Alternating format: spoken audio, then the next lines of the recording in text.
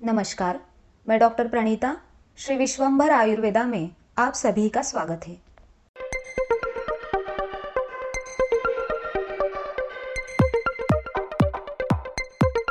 आज हम थायराइड के बारे में जानकारी लेंगे। आजकल इस बीमारी का प्रमाण बहुत ज़्यादा बढ़ गया है। यह बीमारी असल में है क्या, वो मॉडर्न और आयुर्वेद इन दोनों शास्त्रों के अनुसार आज हम देखने वाले हैं, इसलिए वीडियो को अंत तक ज़रूर देखिए। सबसे पहले हम थायराइड ग्लैंड के बारे में जानकारी लेंगे। थायराइड ग्लैंड को ही अवटुका ग्रंथि ऐसा कहा जाता है। यह तितली के आकार की ग्रंथि हमारे श्वसन नलिका के दोनों तरफ गले में मौजूद रहती है। थायराइड ग्लैंड को राइट एंड लेफ्ट ऐसे दो लोब्स होते हैं और यह इस्थमस से एक दूसरे से जुड़े हुए रहते हैं। थायराइड ग्लैंड का वेट अडल्ट्स में 20 से 40 ग्राम तक होता है, लेकिन फिजियोलॉजिकल कंडीशन के अनुसार इसके वेट में वेरिएशंस आते हैं। पुरुषों के मुकाबले स्त्रियों में थायराइड ग्लैंड थोड़ी बड़ी रहती है।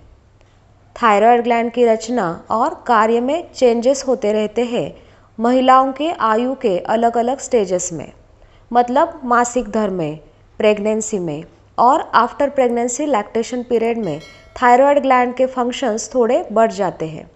वही जब महिला मेनोपॉज की तरफ जाने लगती है तब वही फंक्शंस थोड़े कम होने लगते हैं। यह सब आपको बताने का मकसद यही है कि ऐसे वक्त में जब रिपोर्ट्स निकाले जाते हैं तो उसमें वेरिएशंस आते हैं और वो नॉर्मल है। थायराइड ग्लैंड T3 मतलब ट्राई आयोडोथायरोनिन, T4 मतलब टेट्रा आयोडोथायरोनिन, इसे थायरोक्सिन भी कहते हैं, और कैल्सिटोनिन, ये 3 हार्मोन्स सिक्रेट करती है।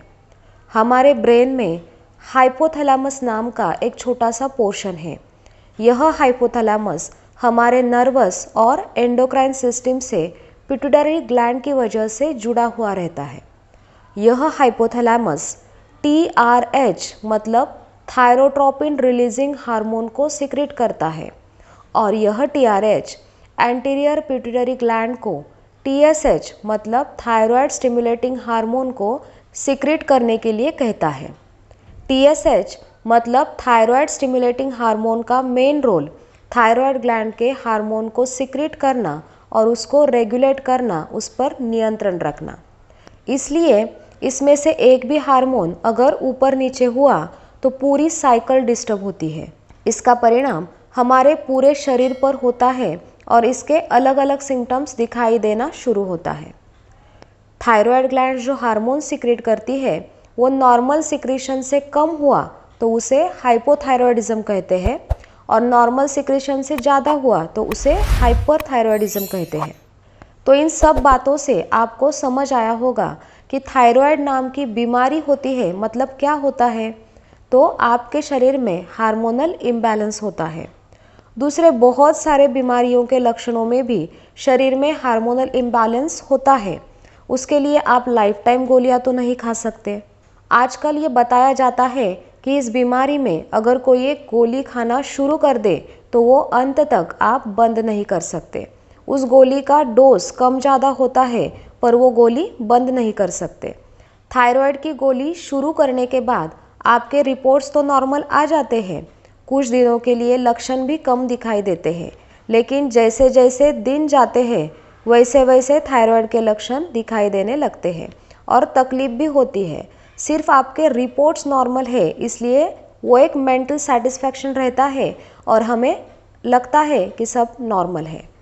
लेकिन आपके शरीर का हार्मोनल इम्बैलेंस उस एक गोली की वजह से वो वैल्यूज़ नॉर्मल दिखाई देती है। वो जड़ से ठीक नहीं हुआ होता। वो काम आपके शरीर को खुद करना पड़ता है और उसके लिए आपको भी कोशिश करनी पड़ती है। आयुर्वेद शास्त्र कहता है कि दोष धातु मला मूलम ही शरीरम, मतलब दोष धातु मल यही शरीर है। मतलब दोष धातु मल यह संतुलित स्थिति में हो, इक्वल हो, तभी हमारा शरीर स्वस्थ और निरोगी रहता है। अगर हमारे शरीर के 3 भाग किए जाए तो गले के ऊपर वाले हिस्से में कफ दोष का प्रमाण अधिक होता है, शरीर के बीच वाले हिस्से में मतलब गले के नीचे और कमर के ऊपर पित्त दोष का प्रमाण अधिक होता है, और शरीर के नीचे वाले हिस्से में मतलब कमर के नीचे वात दोष का प्रमाण अधिक होता है। इसलिए शरीर के इन हिस्सों में जो बीमारी होती है उसके लिए उस जगह में जिस दोष का प्रमाण अधिक होता है उसके बारे में हमें सोचना जरूरी है। थायराइड ग्लैंड यह गले में होती है, इसलिए उसके बारे में सोचते वक्त पहले हमें कफ दोष और रक्त धातु के बारे में सोचना चाहिए। उसके साथ ही हमारे मन का स्वास्थ्य बिगड़ना यह सबसे बड़ा कारण इस बीमारी में दिखाई देता है। समदोषाः समाग्निश्च समधातु मलक्रियाः प्रसन्न आत्मेन्द्रिय मनः स्वस्थ इत्याभिधीयते। मतलब जिस व्यक्ति के शरीर में दोष, धातु, मल यह इक्वल है, जिनका आत्मा, इंद्रिय और मन यह प्रसन्न है, उन्हीं को आयुर्वेद के अनुसार स्वस्थ माना जाता है। हमारे शरीर में ज्ञानेंद्रिय और कर्मेंद्रिय यह दोनों भी है, और मन यह उभयेंद्रिय है, मतलब ज्ञानेंद्रिय और कर्मेंद्रिय इन दोनों में मन शामिल होता है। जो हम देखते हैं, सुनते हैं, सोचते हैं, वैसे ही हमारा मन कार्य करने लगता है। इसलिए मन के स्वास्थ्य का पूरे शरीर के स्वास्थ्य पर असर होता है। इसीलिए मन के स्वास्थ्य का ख्याल रखना बहुत ज़रूरी है।